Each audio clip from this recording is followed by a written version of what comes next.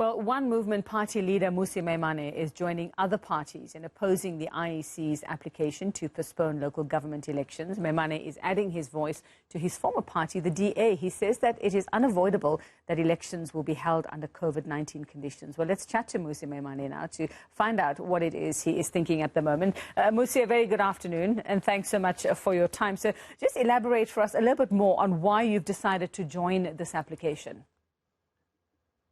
Good afternoon, and good afternoon, fellow South Africans. Right as we speak at this particular moment, Zambia has just held its elections because they held their constitution to be sacred, and that if people need to bring change, they can. I'm struggling to understand why South Africa, in the midst of such a time, would not be able to not only protect and defend its own constitution, which prescribes that elections need to be held every 5 years, and that secondly, South Africa, in and of itself, has got an executive that has decided to take this matter to court to amend the constitution in a place where it doesn't belong. And lastly, that in fact, how many of our citizens, we've just been listening to inserts coming from Marikana, where ultimately citizens in those communities are still living in conditions that require a mandate from a government that is prepared to fix them. So for those reasons, I think that it would be a dangerous precedent to set if you are going to amend your constitution. And ultimately, elections are always going to be held under COVID. COVID is not going away in 4 months. It is going to be a part of our lives, and we must compel the IEC to hold elections. And I do hear you on that one, Mmusi. I do understand, yes, the issues around amending the constitution, setting precedent as well. But these are very dire times we are living in. It's a matter of life and death. There are real health and safety concerns. Would this not warrant just this one time, just amending the constitution in this particular case, even if it means holding elections just a few months later when we see numbers getting better and helping us get properly on track with our vaccination program and allowing that to work before we do this?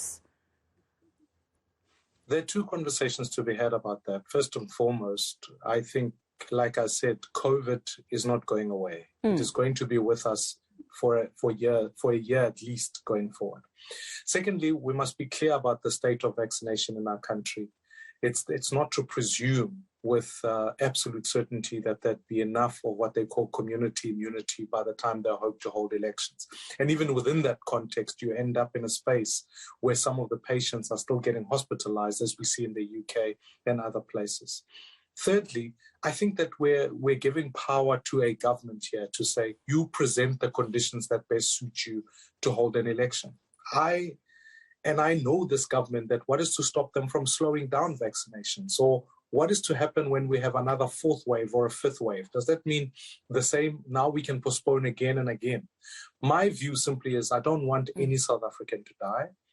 I think that it is possible to hold elections over 3 days rather than one, that ultimately with the appropriate PPEs, the appropriate conditions, elections can proceed in the same way as I ask my children to go to school every day and join 12 million other citizens with teachers, etc. In the same conditions, we take risks every single day for our kids to go to school. In the pandemic, we should be asking the IEC to maintain the safety standards in the same way so that a sacred democratic principle can be upheld. So Mmusi, what do you think then is the real reason? It sounds to me like you might think that there might be another reason for the push to postpone these elections. I mean, Helen Zille has come out saying that the IEC is pushing for this postponement to cover its tardiness. Do you agree with that, or do you think that there is something else at play here? I think, I made submissions to Justice Moseneke. And I think he heard us. I think he understood the fact that he made the cogent case given by scientists about COVID, which no one can dismiss. But I think the conclusion having drawn from scientists, etc., should not have been for postponement. It should have rather been, how safe can we get through it?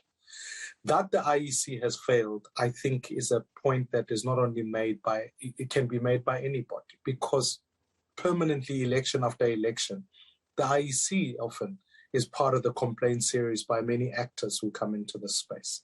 That, in fact, Parliament has become useless in the last year, in that, in fact, we've suspended parliamentary democracy. We've given the executive every bit of power by saying, let, in fact, the president and the executive be able to determine what should happen under the Disaster Management Act is in many ways the original sin that has brought us to this point. Because the net consequence of it is that A, there's no counter argument. B, Parliament has not been able to draft laws that help us live in these times and hold the executive to account. So what's naturally happening is that an executive with the Ministry of COGTA and the Ministry of Home Affairs, to which the IEC as a Chapter 9 institution reports to, have now taken executive action to go to court. And I think we cannot allow that the people's voice is being ignored here. And with regard to the ANC supporting the postponement bid, do you think there's more to it than that? Do you think that they're playing for time? It's not merely about COVID. It's not merely about health and safety?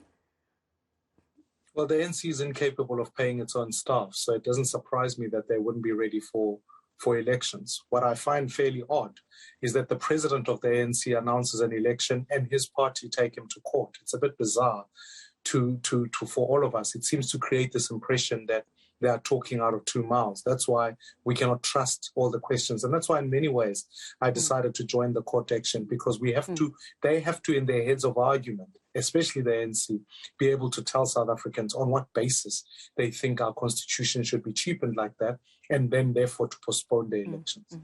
Well, Mmusi, ultimately, regardless of what you say as opposition parties, regardless of what the ANC says, it comes down to South Africans and whether they actually get into those queues, whether they go to those voting stations and make their mark. From what you've seen, your conversations with your supporters, with South Africans in general, does it seem like they are willing to do that? Does it seem like they are willing to stand in a queue and vote in a local government election?